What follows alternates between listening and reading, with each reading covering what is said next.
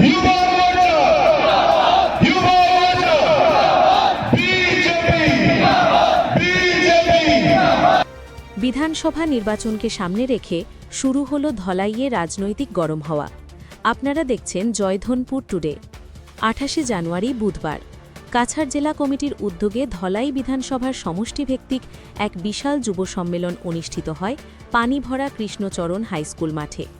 উক্ত যুব সম্মেলনে উপস্থিত হন কাছাড় জেলার ডিস্ট্রিক্ট প্রেসিডেন্ট রূপম সাহা, যুব মোর্চার রাজ্যিক সভাপতি রাকেশ দাস, উপসভাপতি মিলন দাস, কাছাড় জেলার যুব মোর্চার সভাপতি কুলদীপ নেহার চৌধুরী ও ধলাইয়ের বিধায়ক শ্রী নেহার রঞ্জন দাস।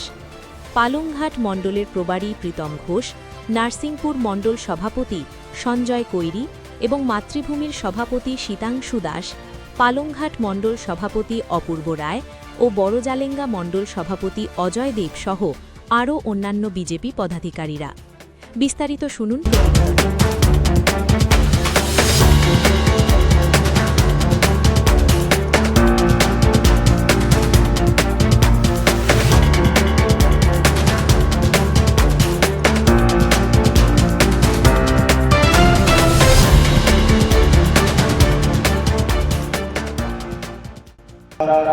और इस कॉन्स्टिट्यूएंसी के सम्मानित विधायक निहार रंजन दास जी, भारतीय जनता युवा मोर्चा का असम प्रदेश के उपाध्यक्ष मिलन दास जी, मंच पर उपस्थित सभी ज्येष्ठ और श्रेष्ठ कार्यकर्ताओं को भारतीय जनता युवा मोर्चा असम प्रदेश की तरफ से मैं नमन करता हूं, अभिनंदन करता हूं।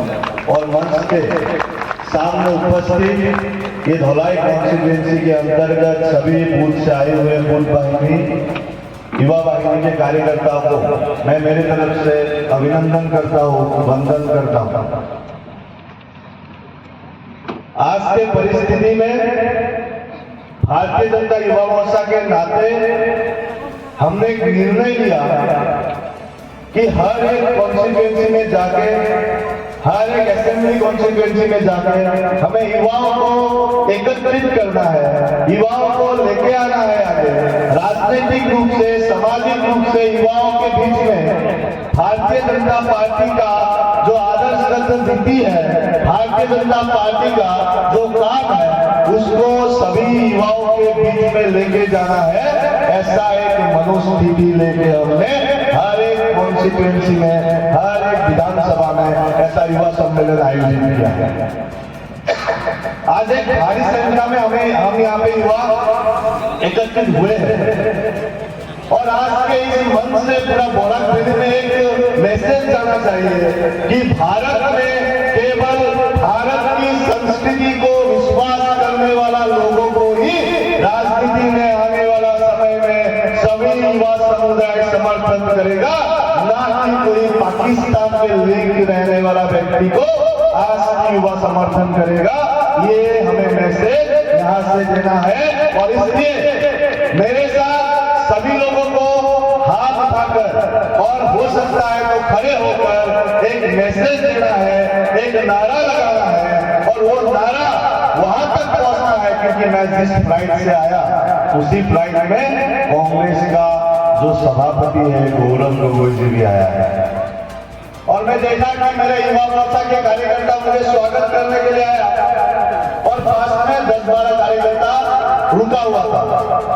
तो बाद में पता चला कि गौरव गोगोई को स्वागत करने के लिए वो लोग आया है। तो इस मंच से, इस फील्ड से गौरव गोगोई को सुनाई देना पड़ेगा कि धौलाई का युवा समुदाय, पूरा बोराक वैली का युवा समुदाय ध्यान दिया है कि आने वाले 26 का जो असेंबली इलेक्शन है, आने वाला 2026 का जो विधानसभा इलेक्शन है, उसमें भारतीय जनता पार्टी के पक्ष में पूरे बोराक वैली का सभी युवा समुदाय एकत्रित होकर भारतीय जनता पार्टी के पक्ष में काम करने के लिए, समाज में भारतीय जनता पार्टी को आगे लेके जाने के लिए, समाज में भारतीय जनता पार्टी का काम के आकलन को आगे लेके जाने के लिए, समाज में भारतीय जनता पार्टी का आदर्श को आगे लेके जाने के लिए, समाज में भारतीय जनता पार्टी का सभी नीति को आगे लेके जाने के लिए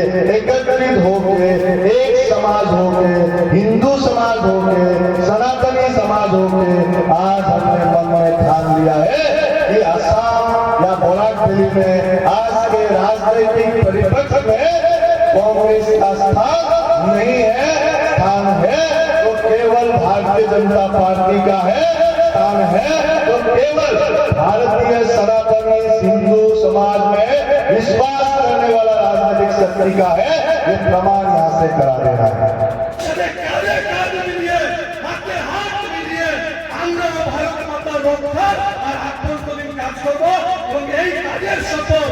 মঞ্চে যারা বসে আছে উপরে এবং নিচে যারা বসে আছে সবাইকে একসাথে নিতে হবে। বন্ধুগণ, আমরা যদি একত্রিত না থাকি, আমরা যদি এক না হই এবং যুবকরা যদি শক্তি প্রদর্শন না করে, তাহলে এই যে বিশাল ভারতবর্ষ, এই বিশাল ভারতবর্ষের একটা অখণ্ড রূপ ছিল, এই বিশাল ভারতবর্ষ ভারত মায়ের মুকুট ছিল গান্ধার। আমরা এক ছিলাম না বলেই সেই গান্ধার আলাদা হয়ে আফগানিস্তান হয়ে গেছে। এই অখণ্ড ভারত মাতার আরেকটা ডান হাত ছিল সিন্ধু প্রদেশ, যেখানে প্রথম বৈদিক মন্ত্র উচ্চারণ হয়েছে, সেই জায়গাও আলাদা হয়ে সিন্ধু প্রদেশ পাকিস্তান হয়ে গেছে।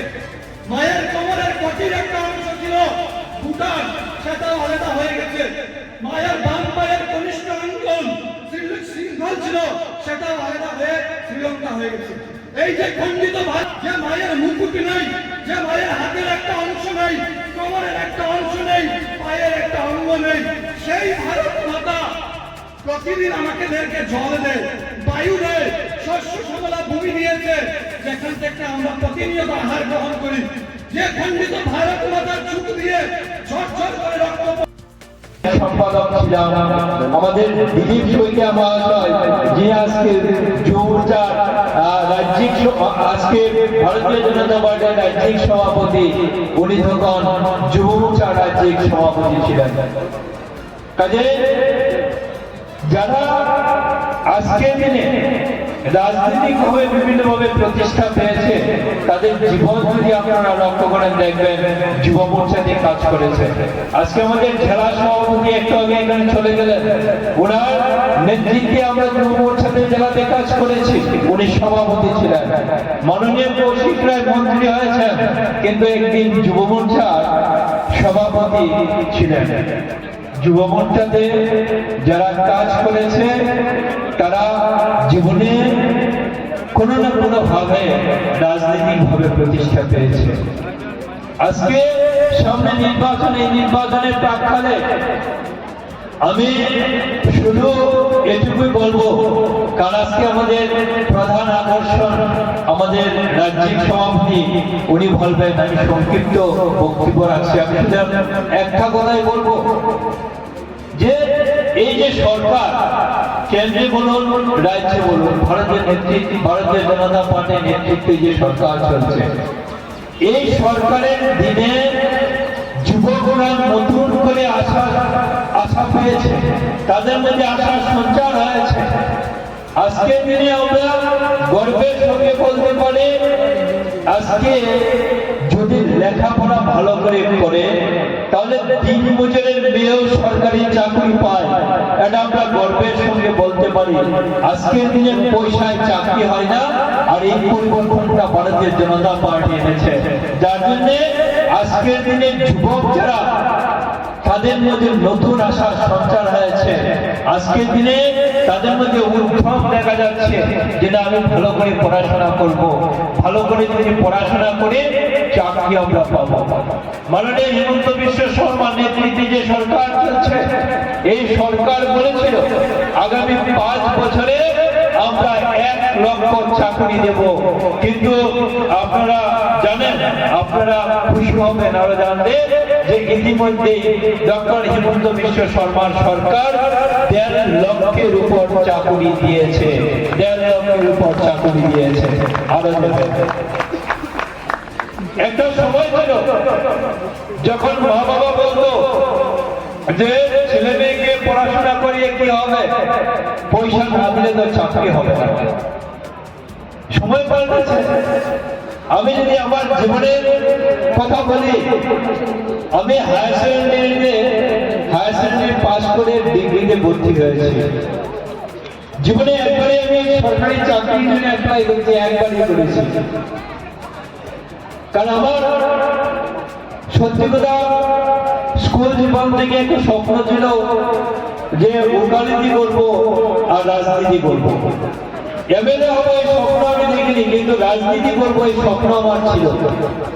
কিন্তু হায়ার সেকেন্ডারি পাস করার পর যখন ডিগ্রিতে ভর্তি হয় তখন দেখলাম একটা অ্যাডভার্টাইজমেন্ট হয়েছে যে শিক্ষক নেওয়া হবে।